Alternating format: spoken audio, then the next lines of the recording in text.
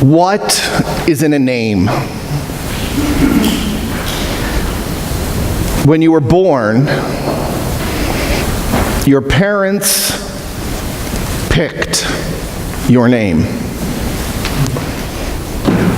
If you have children, when your children were born, you picked their name. I'm sure we all have stories about where our names come from. Some of us like our names. Some of us struggle with our names. It just depends on the luck of the draw, per se. For some people, they don't like their name so much that they change it, either legally or by nickname. Everybody knows me by Jay. I changed it from James because that's too formal, and I didn't want to be Jim. But we all have names. This morning in Genesis, we hear the story of God. Up until this verse, God was Yahweh.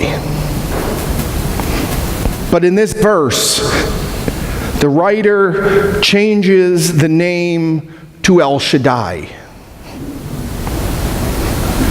We don't know why. We just know that there's a change. But what we do know is that God, in whatever form you call God, whatever name you might use, made the decision that Abram and Sarai would no longer be called Abram and Sarai. God says, "You are now Abraham, because you are going to have a multitude of generations coming from you. And your wife will be Sarah, because she is going to have many kings from her." It was a conscious decision by God to change their names. Because in Old Testament times, you were your name. You lived into your name.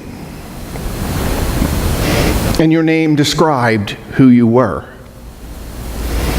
Maybe when you were naming your child, it took you a few days because you wanted to get to know him or her before you could put a name to the baby. Or maybe you knew the name before the baby was born. But again, it's a name. It is an identity. Last week, Father Dave talked about that Jesus, as he comes out of his baptism, hears God saying, "You are my beloved." For God, each one of us are also called his beloved. But we're called more than just that. As we heard Peter and Jesus talking today, Jesus says to Peter, "Get behind me, Satan." Now, you might think of Satan as the devil with the horns and the pitchfork, but that's not really how Satan should be looked at. Satan is a tempter. Satan is a person who doesn't always do the way it should be. And that all came about because, we didn't hear it today, Jesus asked the disciples, "Who do you say I am?" And Peter was probably one of those students who raised his hand and go, "Ooh, me, pick me, pick me," because he thought he knew the answer. He finally thought he got it right. "Jesus, you are the Messiah. You are the Christ." Now imagine his shock when Jesus tells him, "Get behind me, Satan. You don't know what you're talking about." For us, 2,000 years later, we know the story. We know how the story ends. We know that, yes, Christ is the Messiah. But Jesus understood Peter to say, "You're the Messiah. You're the person that is here to upturn the apple cart. You are going to take this world and turn it upside down. You are going to take power. You're going to rule with authority. And all of this suffering is going to go away." And Jesus says, "You couldn't be any more wrong. I am here to do those things. But I'm going to do those things by suffering and being put to death. And if you want to follow me, you need to deny yourself and take up your cross." Self-denial and cross. Self-denial. What does that really mean? For the disciples, that sort of meant leaving your old life behind. Dying to yourself and becoming someone new. You might say that in the case of Abram and Sarai, they, by changing their names, became new people. They became a people in covenant with God. So they denied themselves. For us, 2,000 years later, what does self-denial look like? Yes, there are some people who give everything up and follow God. If you've never been at a service where a brother ordained into a religious order has their final confession of vows, in that service, they denounce all their worldly possessions and give them over to the order. They truly deny themselves and follow Jesus. I'm not sure that any of us here today are ready to do that. Because doing that requires you to trust. Trust that someone is going to take care of you. Because you don't have anything. So, what does self-denial look like?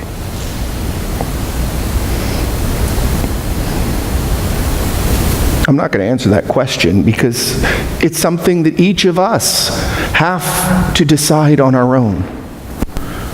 We have to decide what we put in front of Jesus Christ and God.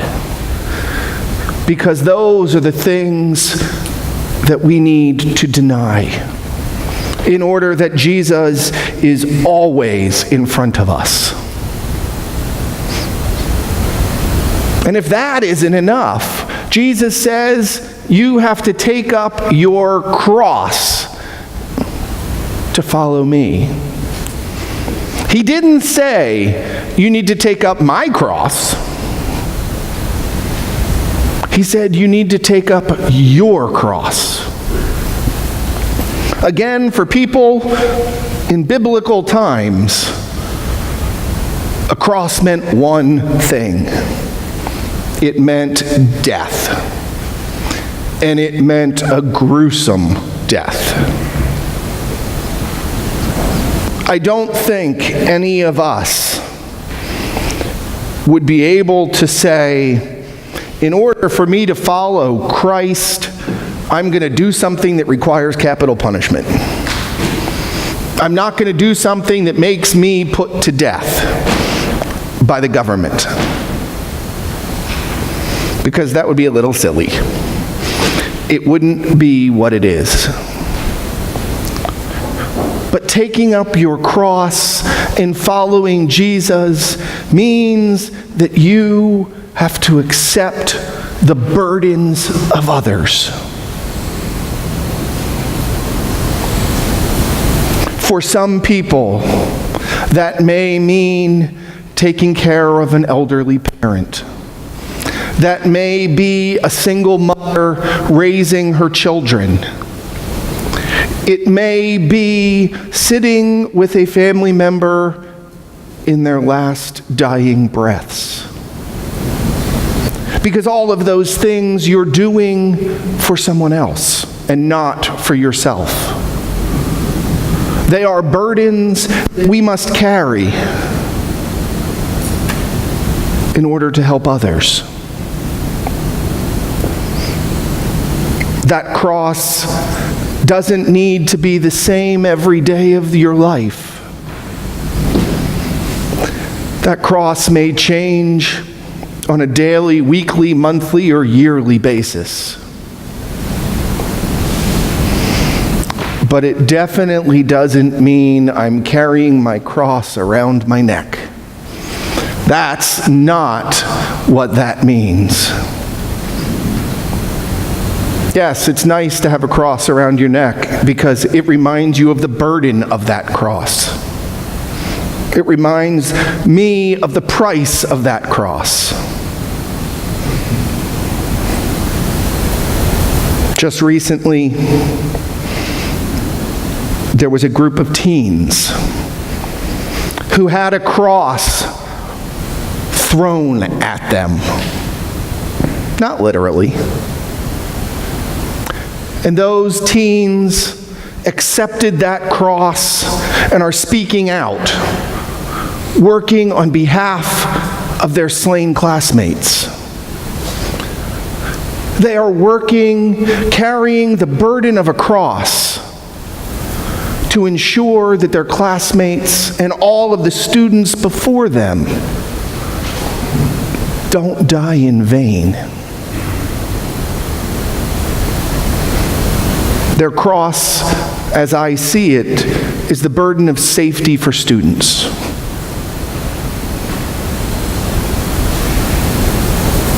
That is their cross. It's a cross that they probably, definitely didn't want to get. But it is one they now carry. And that is the way a lot of our crosses are given to us. They're not given to us because we want them.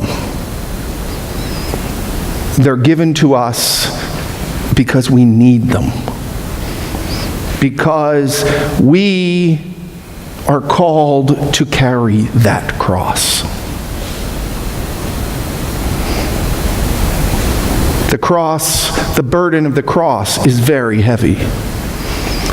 And what Jesus says is that He will be with us, walking beside us, carrying His cross as well. He's not going to carry our cross. He's not asking us to carry his. He's saying for us to carry ours with him.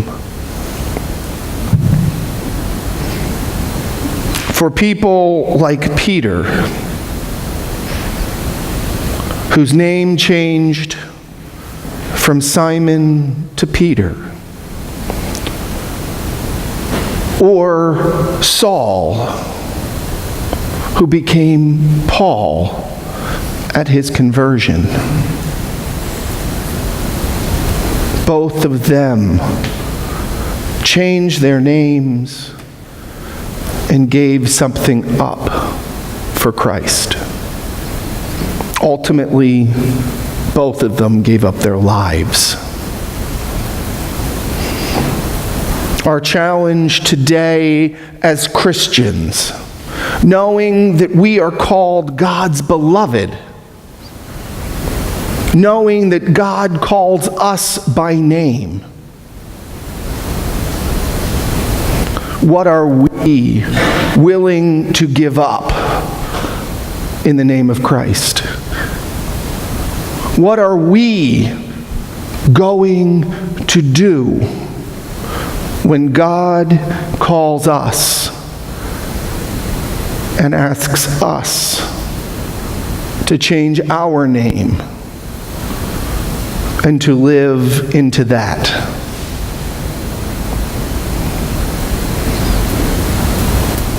It's not easy. It's not something that we look forward to doing. But as Christians, it is what we are called to do.